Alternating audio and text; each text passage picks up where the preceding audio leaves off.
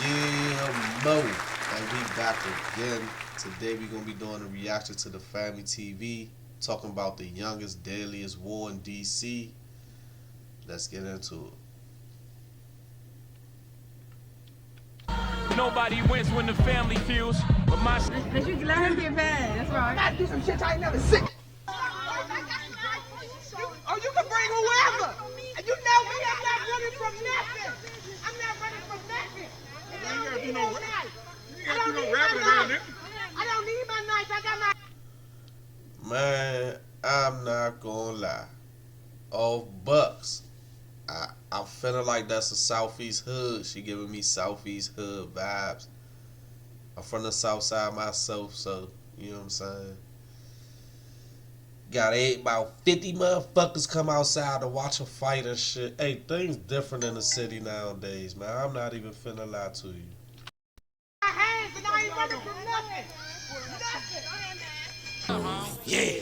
I'm just a younger tryna fuck up some commas. Spread game, leak bit a name. Soon as I step up, This gas, you know that's that thrash. You run up on staff, then you gon' get smacked. You run up on key, you know it got magged. You run up on two, you know you get hit. Weekend of gun violence involving youth in the district. Authorities say between Friday and Sunday, at least 5 juveniles were shot. In the last month alone, News 4 has reported on at least 15 teens being shot in the district. It's a trend that has both police and people in the community concerned. And On the Crime text. tape crisscrossing this nation. But in the last year and a half, the teens have become a wee bit outrageous in the fucking city. If you know, you know. Carjackings through the roof, carjackings on ladies, ladies with kids in the car, shootings at school. I don't really even understand what happened to the youth in our city, man. It's like one morning they just woke up and was on all bullshit. Neighborhood like the gun violence that ripped through it on Monday. Why are you That's killing definitely kids? something. You know, what is so bad that you have to take another person's life? Y'all done took away their fathers. Y'all done took away the recreation centers and the positive influences. Y'all done took away the music with the good vibrations. The list goes on. The list definitely goes on. And y'all don't even have no influence on y'all own kids. When I drive down the street in my city, bruh, you literally see all the kids dressed just alike. All of them got the black face mask, the black hood. Like, let's just get into it, man. Blood on the playground. Strong-minded, helpful, just a good person. That's how Carla Lawson describes her 19-year-old son, Corey. And that's how most and all parents, especially when grieving, would describe their kids. But I'm going to tell you, man, you go outside, if these parents ever took the time to just pull up in a different car on the block and just sit in there and observe their kids, it'd be a big reality check for a lot of these parents to see how your child act when they know that you're not watching. Corey Riggins Jr. He was shot to death almost 2 weeks ago in Southeast D.C. But those weren't his first bullet wounds. The first almost killed him when he was 15. He cardiac arrested on me 3 times. Ho, they said little bruh got shot multiple times, and it wasn't the first time that it happened to him. He almost died from being shot when he was 15. Which is why I remember him so well. 3 times his heart stopped beating. But Dr. Babak Sarani saved his life. Wow. Wow. Alright. I'm thinking with a non-objective mind. And I kind of think from both sides. Little bro got shot up and died 3 times. His heart stopped beating 3 times. At 15. It's just Life at GW University Hospital. And what I told Corey was, look, if you get injured again this badly, there's a huge chance you're going to die. And he understood he that. barely survived that time. He barely survived that time. He fought. Y'all fought with and for him. I don't think you really had to tell little bruh if he get hit up like that again, he not gonna survive. He barely survived that time. And cry. In the streets of the city's toughest corners, loyalty and rivalry are woven into the fabrics of everyday life. Today we talk about two neighborhoods in Washington, D.C., each with their own stories, scars, and unspoken codes, being at odds or some would say a silent war for decades. And to be honest, man, I don't know little bro now. I don't. And the city ain't that big, so I ain't trashing on nobody. I mean, when I say we don't have our own influence no more, our city used to be one of the most influential cities in the nation. You know what I'm saying? Like, a lot of stuff started here. And like a couple years ago, probably like 6 years ago, I started realizing the change in the climate. And I really did not want DC to be on no Chicago shit, but Chicago has had a very impactful influence on the whole nation. Beneath the surface of casual encounters and fleeting threats, a deeper conflict simmers, fueled by past betrayals and unresolved tension. On an ordinary day, what begins as a routine clash of egos escalating into something far more devastating, words turn into weapons, and a confrontation ignites in a playground that's seen too many fights before. The aftermath. That right there used to be a little strip that the halfway house used to be on. That neighborhood right there is the Woodland, Langston Lane type area. I think those might be two separate hoods, you know what I'm saying? 100% sure they are, but that's a fucked up area, bruh. Hey, I've been all over the city. It's a couple hoods I ain't never had no business in. I ain't made no money in them hoods. I ain't got no cheeks in them hoods.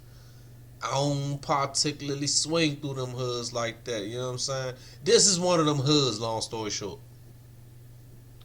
Leave a chilling, one that whispers of violence and loss. Lives forever changed in the blink of an eye. Fam, today we're about to dive into the details of what led to this tragic event. From the simmering tensions between rival groups in DC to the moments that sparked the deadly violence. Now, ho, remember that spot right here? Because this Langston Lane. Literally down the street, go down the street, buck a left, maybe a right, and that's the neighborhood they beefing with. I'm not talking about down the street like a Chicago block. I'm talking about down the street like that stop sign that you can see right there. Yeah, death is on the other side of that stop sign. That's how it is in our city. Beefing neighborhoods might share a parking lot. Like, your hood might be hood A, my hood might be hood B, and that parking lot in the middle that we share, niggas will die in that parking lot. We'll examine the evidence, the suspect's history, and the streets that shaped these young lives, uncovering the retaliation murders of two victims who lost their life before the tender age of 18. But before we go over this one, I want you guys to remember, I don't give you no angle, I just give you the story. So with that being said, make sure you like, comment, and subscribe. We're gonna jump right to it. You know the crazy thing with murder? Sometimes for the moment you might think you got away. Right. Years later, that rabbit come out your closet, doing something as a teenager. But now as an adult, you get charged for that crime you did as a teenager. But this time, you're charged as an adult. And that was the case for a young man who go by the name of Bernard Eddy. In 2025, he's 25 years old. But when Alright. I can't say that I know little bro. He got a familiar looking little face, but he a lot younger than me. But you never know who you pass walking on these streets. You could be walking past somebody who literally is active and one of them type of people, you feel me? When this incident took place, he was only 18, but he wouldn't get arrested until 5 years later in 2023 at just 23 years old. Fast forward 2 years later after that, in 2025, April 22nd, 2025, this suspect get found guilty after going to trial. Let me tell you how we got here. According to this indictment, two neighborhoods, Langston Lane, aka The Lane, and Harford Street, aka Harford, all located in South. Oh, here you go.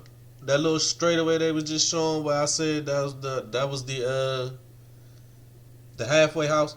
If you come down this street and then make a fucking left, That's Hartford Street. They might damn near be sharing that parking lot. And I didn't even know that their neighborhood was set up like that. But they literally might be sharing that parking lot and they beefing. Oh man, it's crunchy.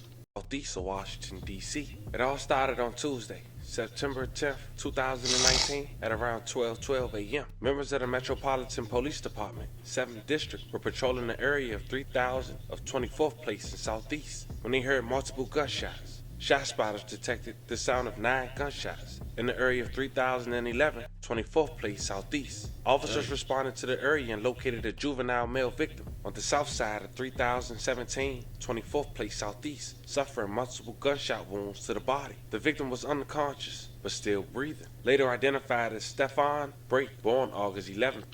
And little bro look like a little baby, man. Like,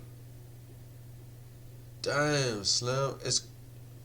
I'm gonna just go ahead and let the story go. I ain't even finna keep. Fire and emergency service quickly transported the victim to Washington Hospital Center, where he. Y'all go ahead, like y'all Jay. I was only gonna do a 15-minute of this one. I might stretch it and do a 20-minute video. Seemed like he finna get into the shit, so let's let him crank up. He was admitted into critical condition. After all life-saving efforts, the victim succumbed to his injuries and was pronounced dead by Dr. Linka at 1:38 p.m. May he rest in peace. A love of condolences to his family. Now, an autopsy was performed, and it was later determined that the victim had succumbed to 5 gunshots, all shot from the back. Y'all ever notice how, and mind you, it ain't like these guys is using top grade ammunition. These guys is using Walmart bullets. I never understood how a soldier at war could get shot up AK-47 war grade ammunition bullet, get medevac from war scene all the way to wherever they going, all the way back to the States. They save his life. But then you got youngins who get hit up less than 30 minutes away from a hospital and they don't never survive. I just never understood that. Shot both once in the left and right upper arm from the back. One of the gunshot wounds had entered the back of the lower left side of the head and exited the wound to the front right side of the head. The location where the victim was found is part of the Garfield Hill apartment complex. Hold up. The victim was discovered on the lower left side of the head and exited the wound to the front right side of the head. The location where the victim was found is part of the Garfield Hill apartment complex. The victim was discovered on the side by the playground area, lying in a prone position. There were 9 Luger cartridges on the sidewalk area. After being moved by an ambulance, the victim's cell phone and other belongings were removed from the scene, including earbuds with blood on it. The next day, police would speak to their first witness. On Tuesday, September 10, 2019, a detective responded to the 1st District Police substation. That's another thing. 2019. Once they started that COVID shit, everybody was running around with the surgical face mask on and the Nike mask on. Yeah, niggas was feeling invincible with their little mask on. The murder rate in the city went sky high too. All of that shit went sky high. Stealing, thefts, carjackings, all that shit. Interview a witness who stated that it had information about the homicide. Upon arrival, witness 1 told detective that Hartford and 24th Street Southeast. Witness 1 stated that people in the neighborhood told it that BJ came around Sunday and Monday shooting at the victim and his friends. Witness 1 said BJ and the boys saw the victim walking behind the building on FaceTime. BJ and the other guys ran up to the victim and shot him. Witness 1. Now see, that's what I'm saying about the influence that Chicago had on the whole world. Young nigga walking through his ops neighborhood on FaceTime. When I was growing up, if you was going to slide through, you didn't broadcast it to the world. We didn't leave evidence and literal breadcrumbs and footprints all the way back to us. Like, nigga, ain't nobody finna know I'm in your hood until I did what I had to do and I hopefully successfully make it out your hood. I'm not finna FaceTime you and tell you I'm in your hood. We had a thing. You never let nobody know what you got on you until you about to use it, because if I know you got a 2 on you, I'm gonna come with a 4. I ain't gonna come with an even 2. You know what I'm saying? Shit just so different now. provided a description of BJ as a black male, slim build, with some hair, medium complexion, around 5'7", aged in his 20s. Police later found out, after speaking with several detectives and officers familiar with the area, that BJ is Bernard Joseph Eddy, a black male with the date of birth of January 15, 2000. The officers advised that Bernard Eddy, hereafter the defendant Eddy, is known to carry firearms and fled from them in the past. Then the next day following, on Wednesday, September 11, 2019, an officer and another detective met with Witness 2, a family member of the victim. Witness 2 said, "It's been a history of violence between the two rival associations, Langston Lane, aka The Lane, and Harford Street, aka Harford." According to Witness 2, towards the end of 2016, violence became real serious between the two neighborhoods. Based on investigation, the victim... Large majority of the time in DC, probably our hood too, a lot of these beefs start from a couple of things. Number one, usually be a female. Number two, usually be some money or material items. Sometimes even a gun. Nigga done snaked another nigga out for a gun. I don't know what these guys are beefing for, and to be honest, it could be a beef that's older than all of them. A lot of youth in DC is in beefs that they don't even know why they started. They in beefs that been going on since before I was born, and they still upholding, trying to keep it together type shit. Victim has been identified with associating with Harford, while the suspect, Eddy, or aka BJ, has been identified as associating with the Lane. Witness 2 say, in 2018, the victim and his friend, Coy Riggins, who we'll briefly talk about after this segment, was jumped by a group of individuals from the Lane, including a guy identified as Mel, also known as Melvin Green, and a guy who go by the name of BJ, the defendant, Eddy. Shit, I don't know everything. But it started because one dude got jumped by another squad. So, I mean, hey. The following weekend, May 25th, 2018, the victim and his friend were involved in a dice game when they became victims. That's another thing. I swear to God, bruh. Niggas don't be having... I ain't talking about Shawty in particular. I mean these youngest, period.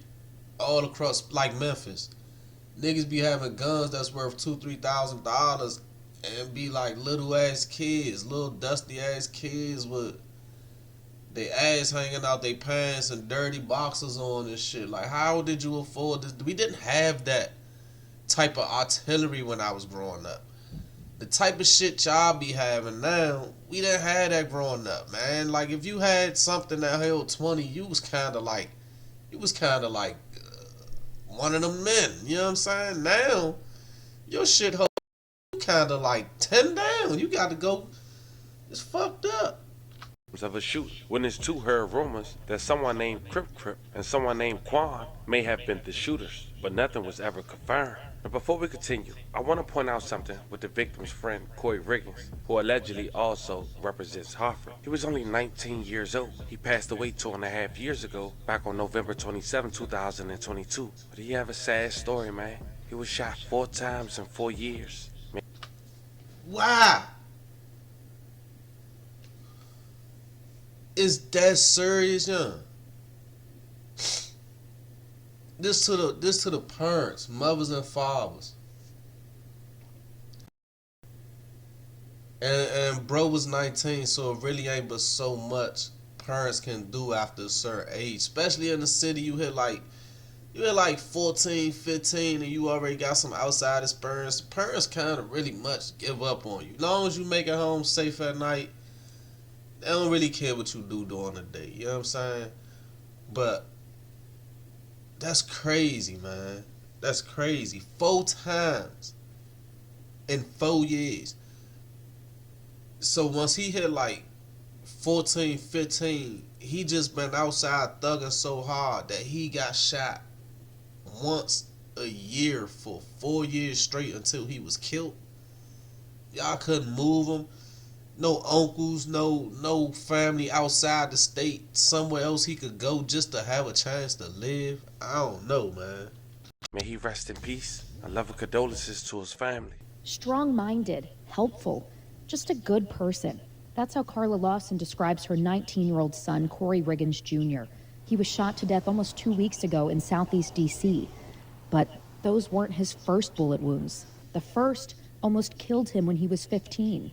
He cardiac arrested on me 3 times, which is why I remember him so well. 3 times his heart stopped beating. But Dr. Babak Sarani saved his life at GW University Hospital. And what I told Corey was, look, if you get injured again this badly, there's a huge chance you're going to die.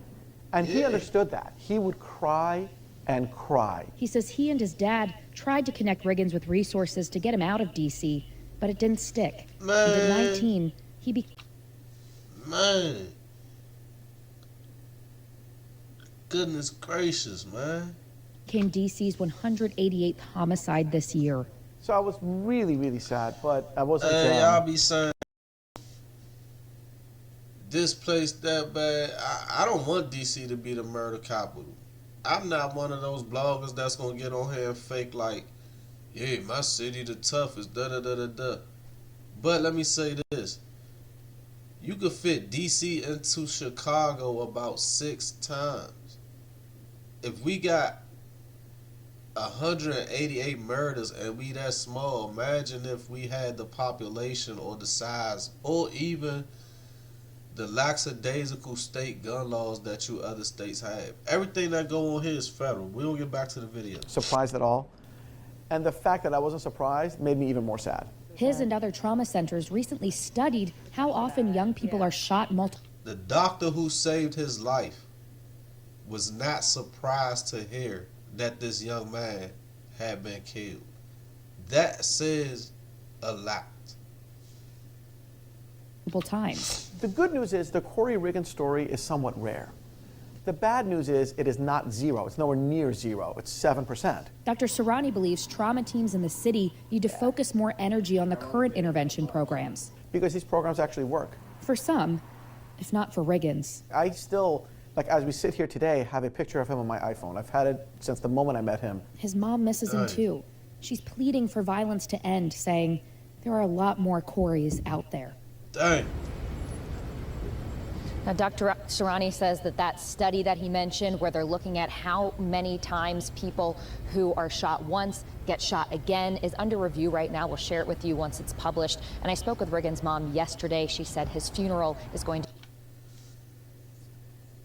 I'm gonna stop it right here. This part 1. Y'all like, comment, subscribe, share, and free the bros. And we gonna pick back up on part 2 later.